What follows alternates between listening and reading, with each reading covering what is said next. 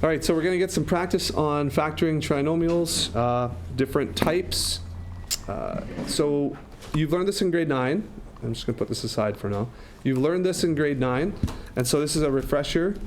A trinomial, first of all, is an expression, a mathematical expression with 1, 2, 3 terms.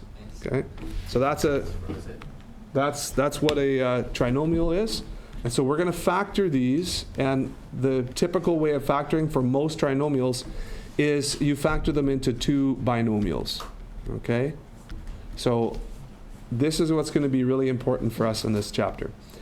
So what we have to do is we have to figure out what binomials, that is, there should be 2 terms in each of these factors. Okay, it's a factor of 2 terms here and a factor of 2 terms here. We have to figure out what goes in there in order to multiply to this. Now, I don't know if you guys remember the FOIL method of multiplication of binomials. That is also something that's assumed that you know. So if we have an example of, let's say, x plus 1 times x plus 3, and you're asked to multiply those, the FOIL method is where we multiply the first terms.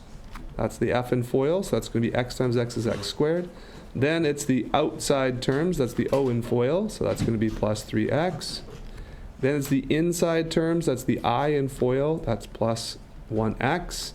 And then L, the last terms in the FOIL, is 1 times 3, so that's plus 3. Gather your like terms of these 2 in the middle, you have x squared plus 4x plus 3. And so from that, we should be able to go from this trinomial backwards to this factored version. And that's what we're practicing today.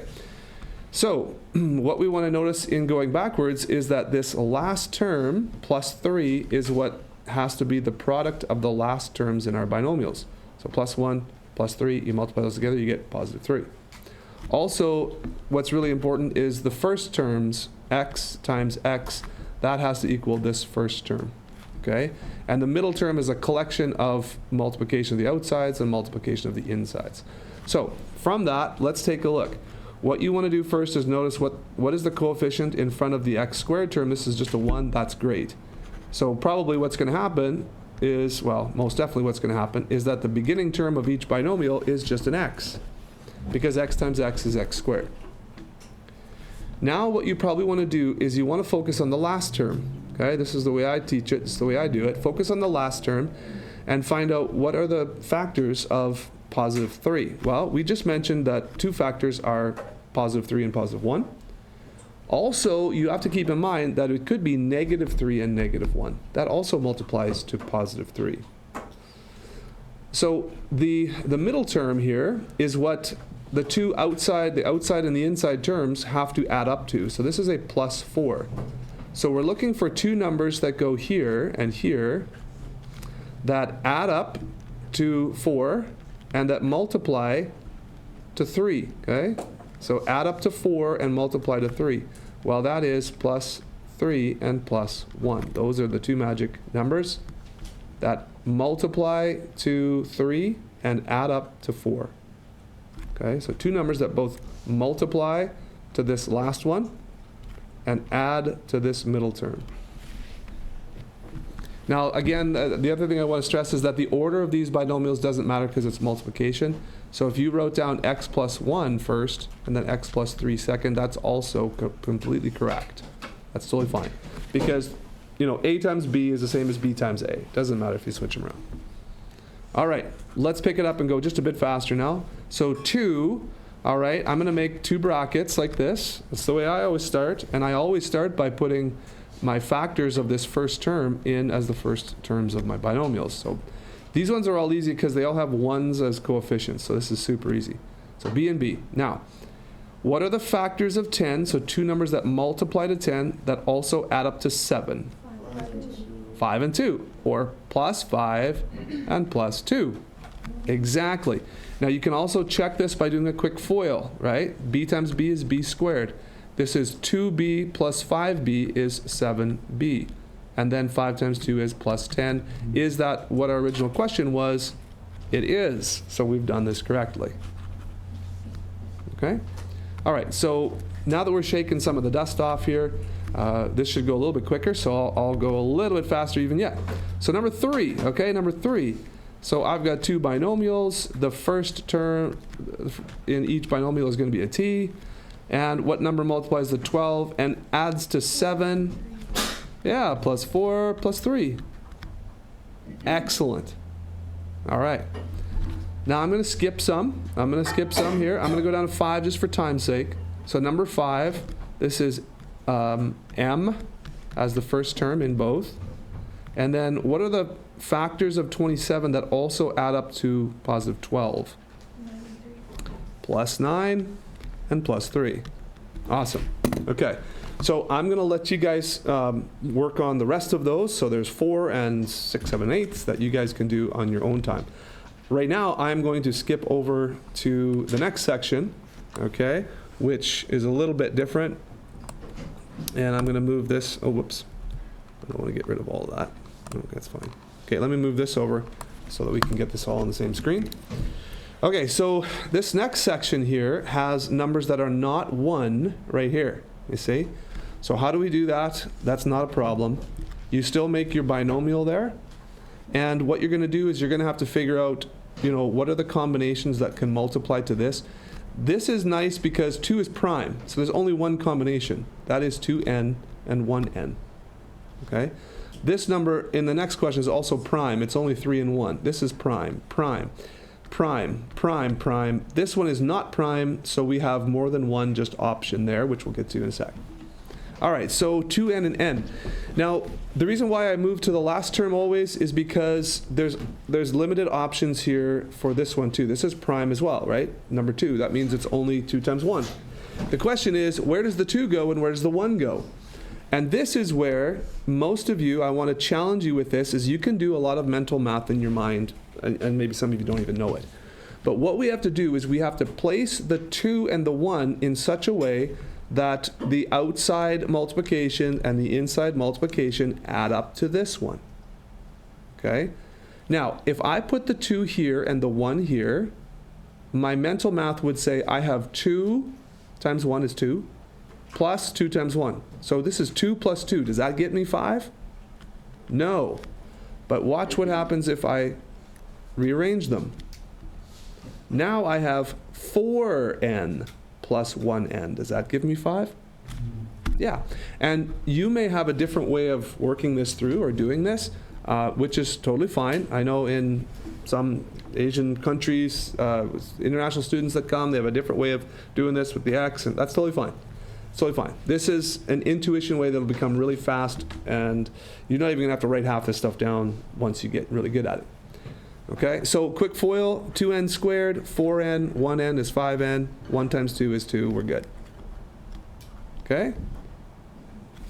Correct? Are we good? You with me? Okay, let's skip down number 3. So number 3 here. Okay, so I've got 5x. Okay, that's going to be easy. That's prime, so it's just 5x and x. Not bad. And then I have a 2 over here. Well, that's prime as well. And so now before you place anything, think about this middle term. It's got to add up to 11, right? So do I want 5 times 1 and then 2 times 1? Do I want 5 plus 2? Nope. I need a 10 here. 5 times 2 is 10, and then I can have a 1 over here. So 5 times 2 is 10, plus 1 is 11. Plus, plus, because the multiplication is to plus, and the addition is also to a positive. So we want plus and plus. If I made these negatives, watch this, if I made these both negatives, they would still add up, they're multiplied to positive 2, but they would add up now to negative 11, which I don't have. So that's why they need to be plus and plus. Okay, good? Everybody good? Okay, I see some of you guys not writing this down. You should be writing this down. You're going to be responsible for this. I need to see this done. So I'm helping you here, so please follow along. Okay, let's go to 32. Actually, 32 is another 5. What's 33? Let's go to 33. That's a 7. Okay, numbers get bigger. Sometimes they get a little trickier. I don't know. So 7 is prime, so that's great. We only have 7 and 1. So I'm going to put 7x and x there. And now I'm going to be strategic. I have to think of factors for 12 that will get me to a sum of negative 31. Okay, now we're into some negatives. So a product that is positive and a sum that is negative, that's going to come from two negatives. All right? And now I need to think of factors of 12. Well, I have 1 and 12. If I multiply something by 12, that's going to give me a pretty big number, so I might want to use that. But I've also got 2 and 6. I've also got 3 and 4. All right? Those are my factor pairs for 12. So I need to get to 31. Okay. So if I do 7 times 1 here and then 12, 7 plus 12 is not going to get me to 31. If I do a 2 and a 6, well, 7 times 2 is 14 and 6 is 20. That's no good. 7 times 6 is 42. That's way over 31, so I'm in trouble there. So let's focus on 3 and 4. 7 times 3 is 21. So does 21 and 4 get me to 31? No, 21 and 4 doesn't. But what about 28 and 3? 28 and 3. So you see how knowing your multiplication tables is really helpful in high school math? You need to have those numbers like boom, boom, boom, boom, boom. They got to come quick so that you don't get bogged down in some of these early stages. So let's just try again here. So let's just do a quick check. 7x squared. I've got negative 28x minus 3x gives us to negative 31x. And then negative 3 times negative 4 is positive 12. That checks out. Okay, so that's my solution here. Okay, so the negatives can get a little tricky, I guess. Can get a little tricky. Let's do the last one, 34. Okay, now 34 adds another layer of trickiness. Why? Because 6 is not prime. So I could have 6 and 1. I could also have 3 and 2. A little tip. You guys want to hear a little tip? A little tip, always start with the factors that are closest to one another, because it just so happens that that's most common. So 3 and 2 are the ones you're going to want to just start your guessing with. Okay? So, oops, that's going to be y, not x, I guess, in this question. So 3y and 2y. Now, that may not be the combination that we need for this first term, but usually that checks out to be pretty good. So 2, this is prime, so I'm looking at a 2 and a 1 or a 2 and a 1. So where am I going to put that? Well, let's see. If I do a 2 here and a 1 here, that gets me 6 and 2. Does 6 and 2 combine to 7 in any way? No, it does not. So what about a 1 and a 2 here? Does 3 and 4 combine to 7 in any way? Yes, it sure does. So if I put a negative here and a negative here, because they have to add up to negative 7 and multiply to a positive 2, this times this is positive 2, and then the outside FOIL, negative 3 and negative 4 gives me to negative 7.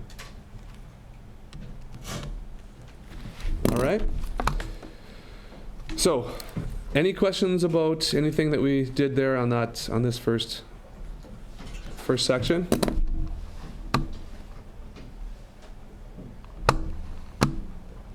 All right. I do have a couple more examples for us. Okay, so this one right here, this one is, these two are separate. So this one right here, okay. Sometimes you're going to factor a greatest common factor out from all of the terms, and sometimes it's going to be a negative number. All right, doing FOIL or factoring when you have a negative x squared term is not impossible, but you might want to factor a negative out so that it makes it positive. It just kind of makes the process a bit smoother. So I'm going to take a negative 1 out, and you don't have to write the 1 ever when you have a negative 1. This is going to be now left over when I factor a negative 1 out. That's going to be positive x squared. Negative 5x divided by negative 1 is positive 5x. Positive 14 divided by negative 1 is negative 14. So when you factor a negative out, all of the signs change of all of the terms. Now this negative, don't forget about it. It has to stay as part of the factorization. So I am now going to do a separate two binomials for this one. So what goes here but x and x? And then what two numbers multiply to negative 14 and add up to 5? Okay, I heard negative 7 and negative 2. No, plus 2. Seven. Okay, I heard negative 7 and plus 2. Now be careful, negative 7 plus 2 is actually negative 5, which we have a positive 5. So you're close. 7 and minus 2. So very good. Let's do a plus 7 and a minus 2. So that gets us, multiply those, you get negative 14. Add them, you get positive 5. Sorry? So then what would you write for the greatest common factor? You just, This is the entire, this is factor. There happens to be 3 factors there. There's a negative 1 as a factor, there's an x plus 7 as a factor, and x minus 2 as a factor. Okay. Yeah. And sometimes the greatest common factor will be a number, which will be our last example here, guys. So watch for your greatest common factor that is a number. Positive, negative. Here you look at each one of these, and you always should do this first to see if you can pull out a greatest common factor. And of course, 5 is a greatest common factor. So I'm just going to take 5 out of this whole list of numbers. I'm gonna do write x squared, because that's what's left over when I divide the 5 out. 10 divided by 5 is 2x. 5 divided by 5 is 1. So make sure all the signs line up. And that's my first step of factoring. Now I can go ahead and factor the trinomial inside. This is going to be x and x. And the only two numbers that multiply to 1 are 1 and 1. This is a plus 2, so this has to be a plus 1 and a plus 1.